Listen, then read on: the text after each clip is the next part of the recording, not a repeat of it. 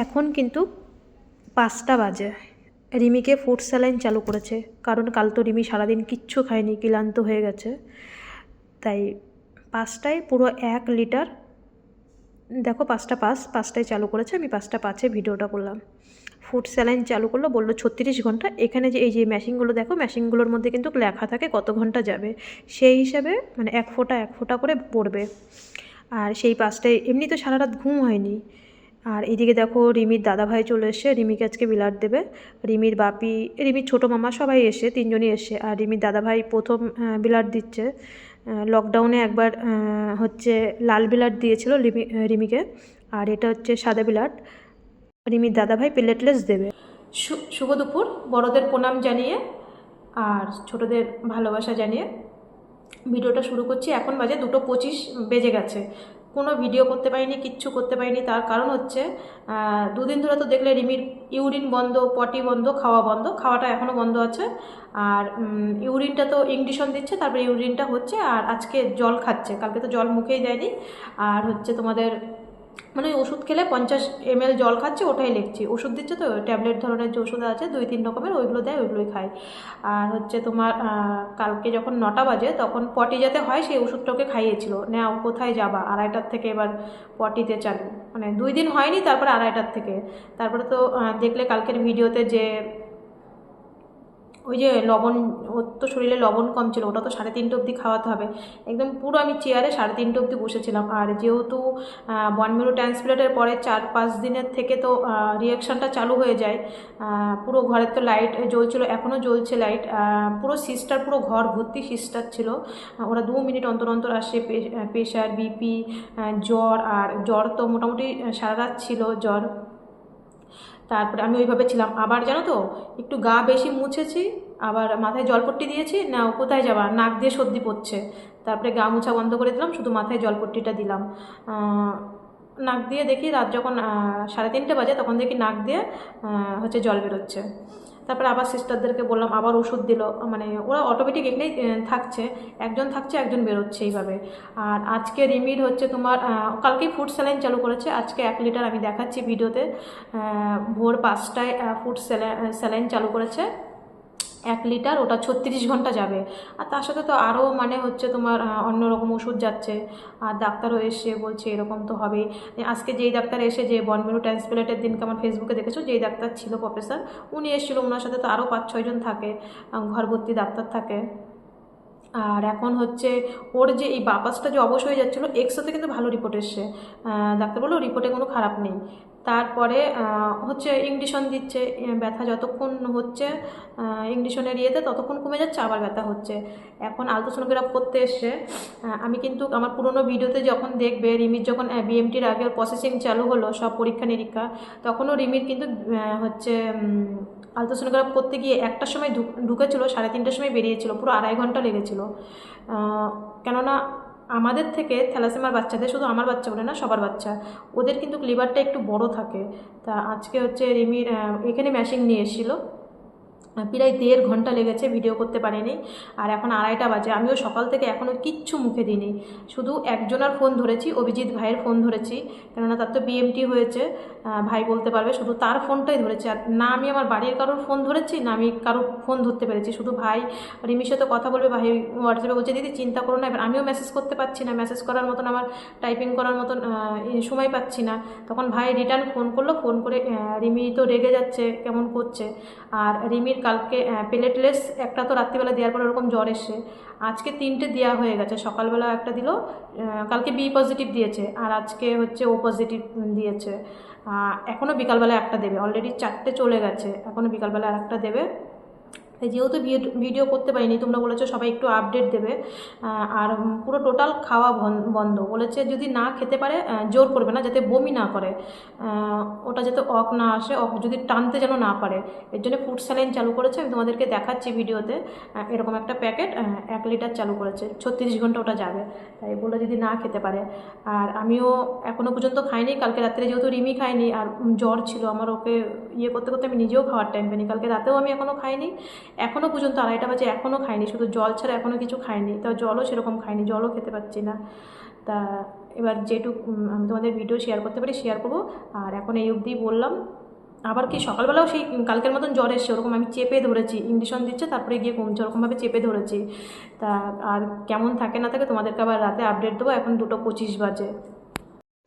রিমি তো সারাদিন কিছু খায়নি, সেই ওটাই চলছে, ওই ফুড প্যাকেজটাই চলছে। আর রিমি কিন্তু ঘুমাচ্ছে।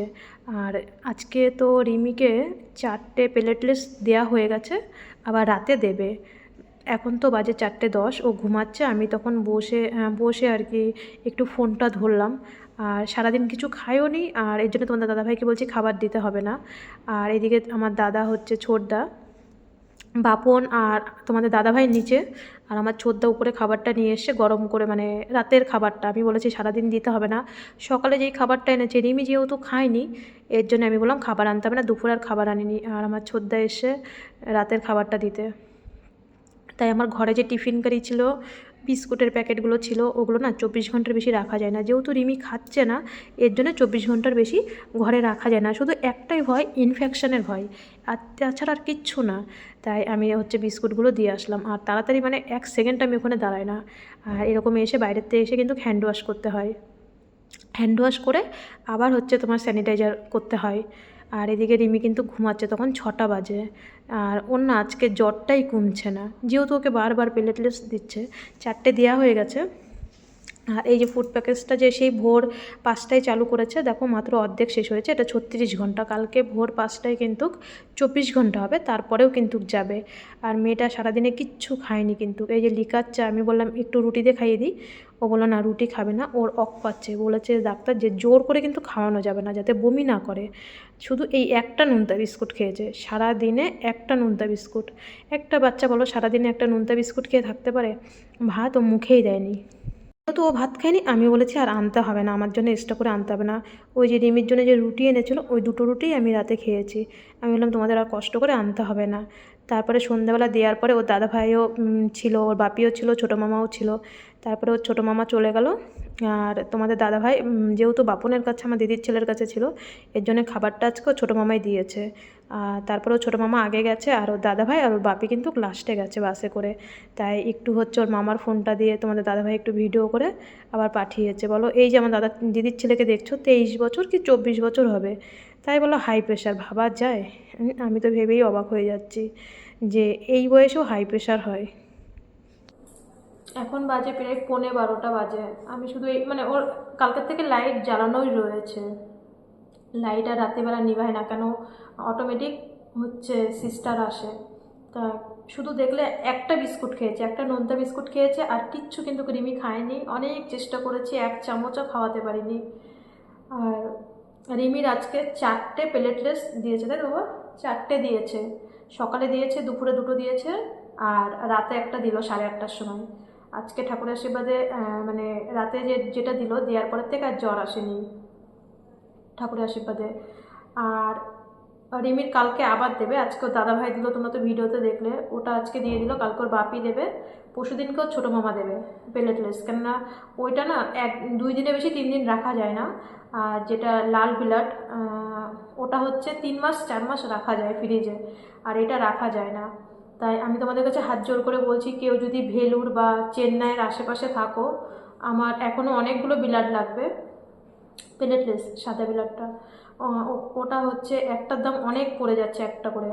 এখন আজকে ডাক্তার বলল যে তোমরা আরও জোগাড় করো, কিন্তু দেখো আজকে সেও টনসিল অপারেশনের থেকে প্রচুর লেগেছে, তার মধ্যে তোর মাঝখানে 3টে অপারেশন হলো। সেই সময় তো 6 দিনে 7টা ব্লাড আমার বেরিয়ে গেছে। যারা এই যে পুনের থেকে আসলো, দিনাজপুরের, তারপরে রায়গঞ্জের, শিলিগুড়ির যে ছেলেগুলো যে আসলো, তাদের ব্লাডগুলো সব শেষ হয়ে গেছে।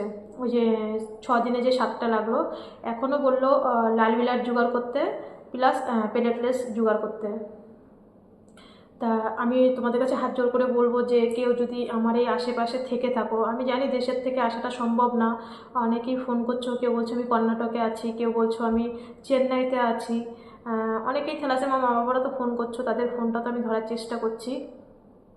তা বলবো কেউ যদি আশেপাশে থাকো, আমাকে যদি এইটুকু হেল্প করো। আমাকে তোমরা হেল্প করেছো, যদি এই ব্লাডের ব্যাপারটা যদি কেউ যদি আমাকে একটু হেল্প করো, আমি মানে মানে খুব উপকার হয়। নাহলে এক একটার দাম প্রচুর বলছে, আমার সামর্থ্যর বাইরে বলছে কিনতে হবে যে, কিন্তু আমার সামর্থ্য 5টা চলে গেছে কালকে রাত 8টার থেকে এখন 12টা অবধি 5টা দেওয়া হয়ে গেছে। আমাদের তো প্লেটলেসের দরকার হচ্ছে 10 লাখ, সেখানে রিমির হচ্ছে 2,000, তাই তো বাবা? হ্যাঁ তাহলে এবার হচ্ছে অনেক কমে গেছে, সেটাও 8 থেকে 10 লাখ তুলতে হবে। এর জন্য বলছে আরও তোমরা যেখান থেকে পারো জোগাড় করো, কিন্তু আমি কোথার থেকে এত জোগাড় করবো? কেননা তোমরা তো ভিডিওতে দেখলেই বুঝবে, পুরোনো ভিডিওগুলোতে, যে আমি কতজনকে জোগাড় করে করে এনেছি, কিন্তু আর পাচ্ছি না। তাই এইটুকু তোমাদের কাছে আমি বলছি যে যদি কেউ আমার আশেপাশে থেকে থাকো, তাহলে যদি একটু আসো কষ্ট করে। আমি হয়তো বলবো না যে আগের থেকে এই এত বড় কথাটা বলা ঠিক না যে ভাড়ার পয়সা দিয়ে দেবো, এটা তো দিতেই হয়। যাদেরকে এনেছি তাদেরকেও ভাড়া দিয়ে টিকিট কেটেই তাদেরকে আনা হয়েছে, কেননা তারা তো আসবে। তারা এই যে আজকে আমার দিদির ছেলেটা এসছে, প্রায় 1 সপ্তাহ হয়ে গেছে। প্রথমে টেস্ট করলো, টেস্টের 3 দিন পরে রিপোর্ট আসে, আজকে ও দিল। আর আমার ছোদ্দা কাকার ছেলেরা তো আগেই দিয়ে চলে গেছে, আর ছোদ্দাও রয়েছে, তো প্রায় আজকে 15-20 দিন হয়ে গেল। ও হচ্ছে সবার লাস্টে দেবে, কেননা মামার যে রিলেটিভটা সেটা হচ্ছে মামার থেকে সবার লাস্টে নেবে। ওর বাপিরটা কালকে দেবে, আর বললো মামারটা, যেহেতু মামারটা দিলে বেশি উঠবে, এর জন্য বললো মামারটা লাস্টে দেওয়া হবে। আর আগে এখনও বললো 4-5টা জোগাড় করতে হবে। তা আমি বললাম যে আমি কোথার থেকে জোগাড় করব? বললো চেষ্টা করো।